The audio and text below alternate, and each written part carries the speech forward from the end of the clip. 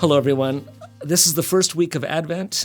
It is a complex and beautiful season, one which we take time to connect to what C.S. Lewis called our inconsolable longing, and also to ready our hearts to receive the one who comes to meet that longing, that need. I have a song about that called Keening for the Dawn. I wrote about it in a book on Advent several years ago, so I'm going to read you a few pages from the book, and then I'll show you a video of the song. This is for the journey this week, and I'm Steve Bell.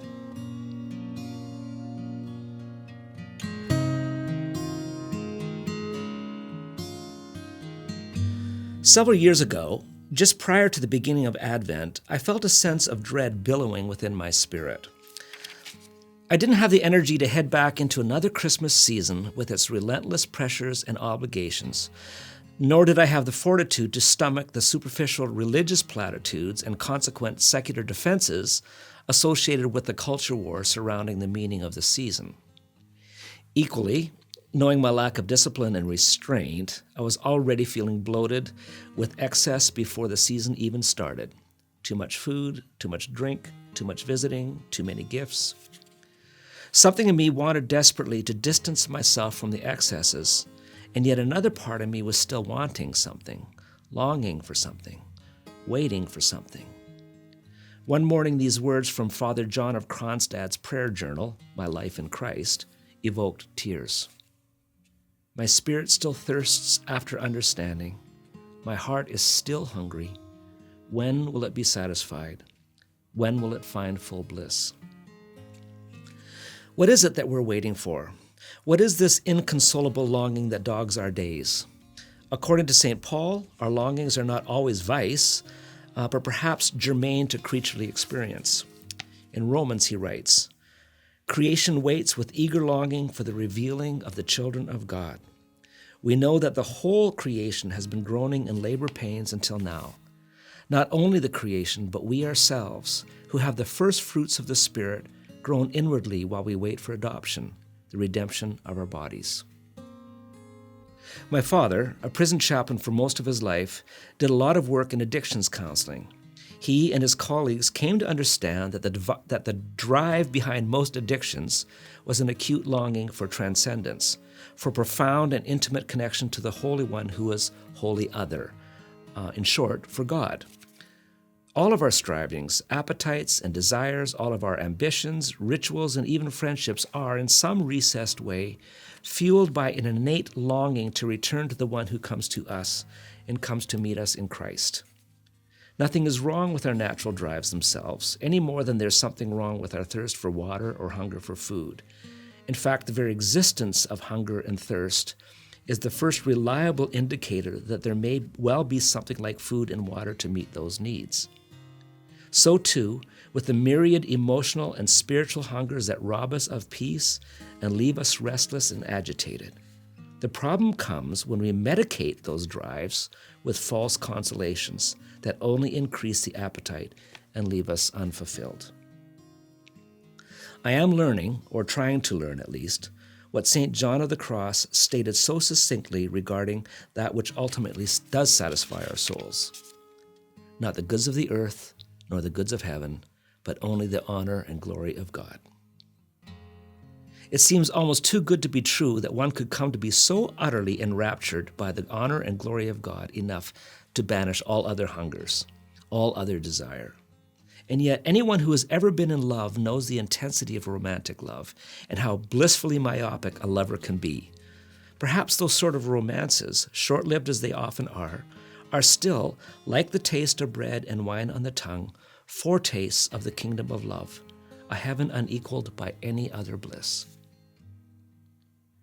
Advent begins with the focused attention of the agony of our most profound longings. The task is to let the truth behind those longings rise to the surface before suppressing them with lesser fare, because the longings themselves may be the first reliable indicators of the coming one who is our true fulfillment, satiation, and joy. This is Keening for the Dawn.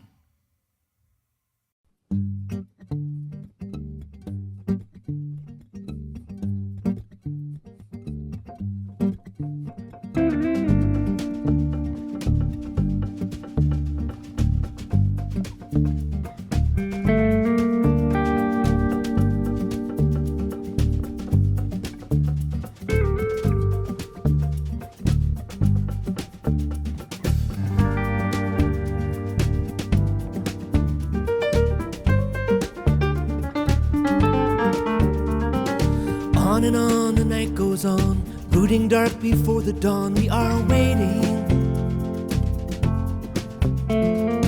Worried lips rehearse our creeds, bellies swollen with your seed. We are waiting.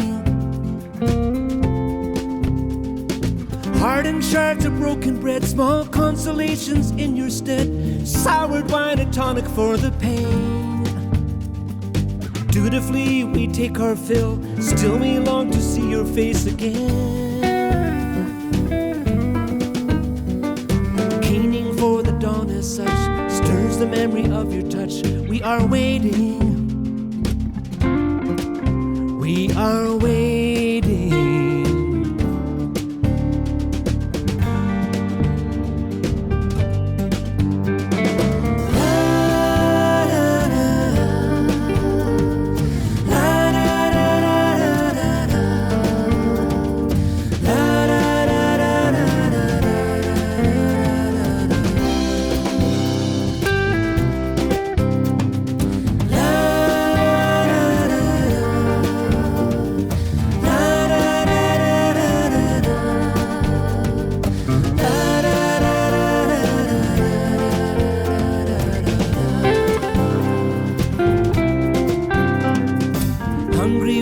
Endless feast, shriveling as we all increase. We are waiting. Wearied eyes take in the sights, smarting under tinseled lights. We are waiting. Break the too familiar word, hearing strains we've never heard, a double edge that pierces through the pain. And all that we shall see fulfilled, the dawning day we see your face again.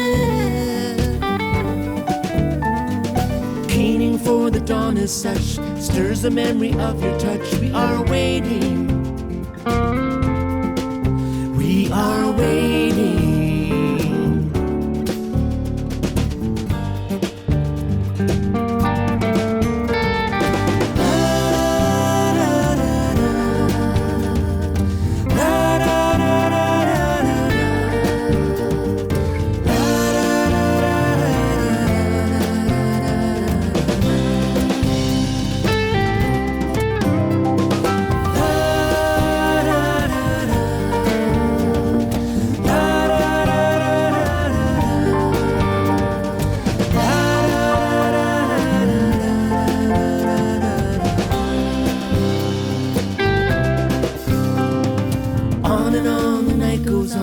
Brooding dark before the dawn, we are waiting.